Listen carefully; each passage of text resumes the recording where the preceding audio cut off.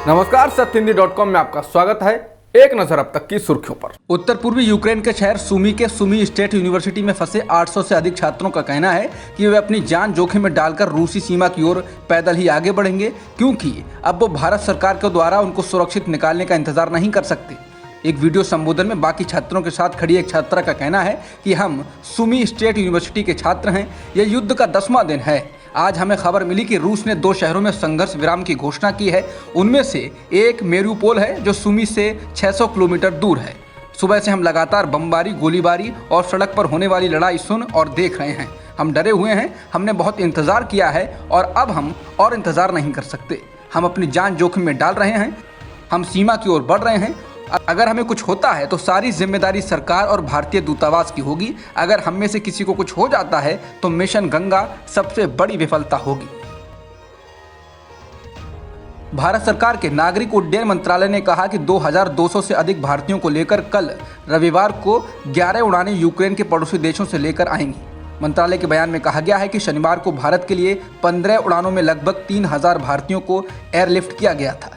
इनमें 12 विशेष नागरिक और 3 भारतीय वायुसेना की उड़ानें शामिल हैं। बता दें, रूस के यूक्रेन पर हमले के बाद 24 फरवरी से यूक्रेनी हवाई क्षेत्र बंद कर दिया गया है।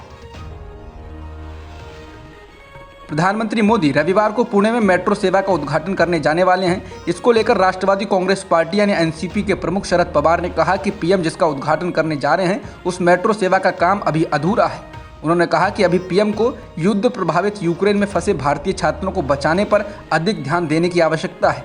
पवार ने कहा कि मैं मानता हूं कि पुणे में महत्वपूर्ण परियोजनाएं अधूरी हैं और प्रधानमंत्री महत्वपूर्ण परियोजना का उद्घाटन करेंगे, लेकिन यूक्रेन में फंसे छात्रों को बचाना ज़्यादा महत्वपूर्ण है। मुझे लगता है कि सत्ताधारी पार्टी को इस पर गंभीरता से विचार करना चाहिए।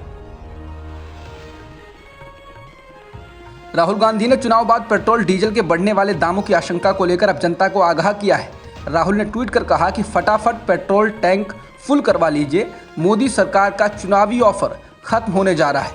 बता दें, अंतर्राष्ट्रीय स्तर पर तेल की कीमतें $100 प्रति बैरल से ऊपर हो चुकी हैं, लेकिन भारत में अभी तेल के दाम नहीं बढ़ाए गए हैं।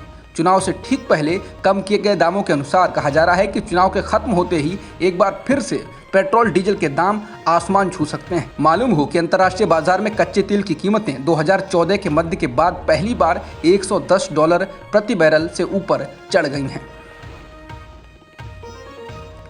शिवसेना ने आरोप लगाया है कि गोवा में विपक्षी दलों के नेताओं के फोन टैप किए जा रहे हैं। शिवसेना सांसद संजय राउत ने शनिवार को कहा कि गोवा के वरिष्ठ नेता और विधायक सुधीन धवलीकर, विधायक विजय सरदेसाई, पूर्व मुख्यमंत्री दिगंबर कामत और गोवा कांग्रेस के अध्यक्ष गिरीश चोडानकर के फोन टैप किए गए हैं।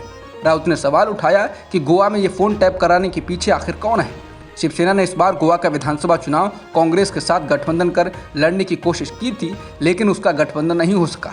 इसके बाद शिवसेना ने एनसीपी के साथ गठबंधन किया और विधानसभा का चुनाव लड़ा है। मुंबई में पत्रकारों से बातचीत करते हुए संजय राउत ने कहा कि भारत में लगातार विपक्षी दलों के नेताओं के फोन टैप हो रहे हैं। ऐसा विशेषकर चुनावी राज्यों में हो रहा है।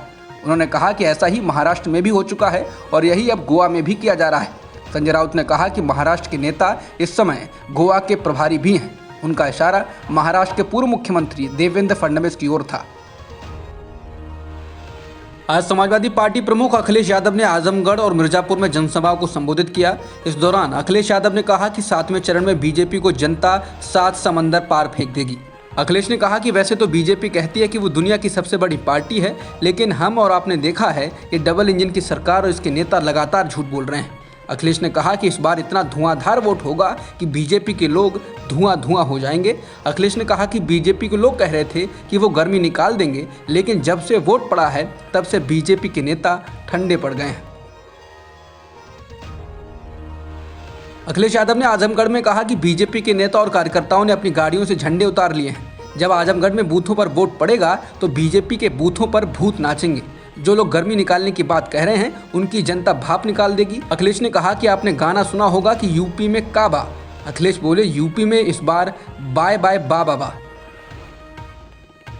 पीएम मोदी ने आज वाराणसी ग्रामीण में जनसभा को संबोधित किया। पीएम मोदी ने कहा, यह चुनाव प्रो इनकम्बेंसी चुनाव है।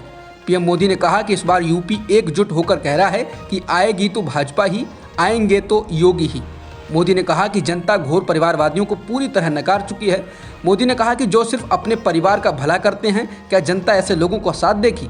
मोदी ने कहा कि ये घोर परिवारवादियों की आदत है कि वो जो बोलते हैं वो करते नहीं और जो नहीं बोलते हैं वही करते हैं। मोदी ने कहा कि इन्होंने 5 साल दंगे ही दंगे करवाए थे, जबकि ये इनके घोषणा पत्र में कहीं नहीं था।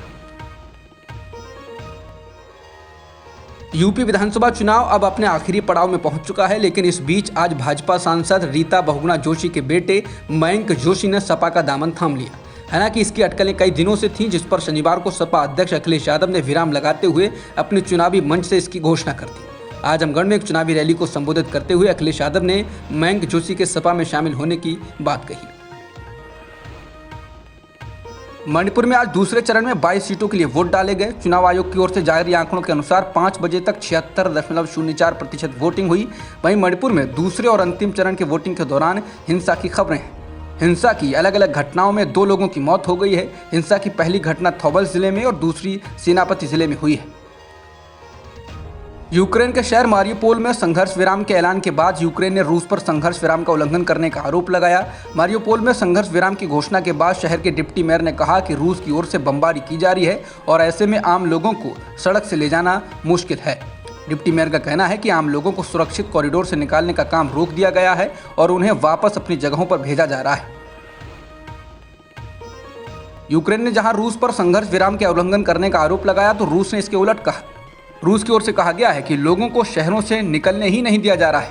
रूस के रिया न्यूज़ एजेंसी के मुताबिक यूक्रेनी राष्ट्रवादी आम लोगों को शहर छोड़ने से रोक रहे हैं। मंत्रालय ने कहा कि शहर छोड़ने के लिए मानवीय कॉरिडोर स्थापित करने के लिए रूसी सुरक्षा बलों पर हमला हुआ है। अब तक की खबरों में इतना ही। बाकी खबरों के लिए बने रहिए सत्यहिंदी.com के साथ।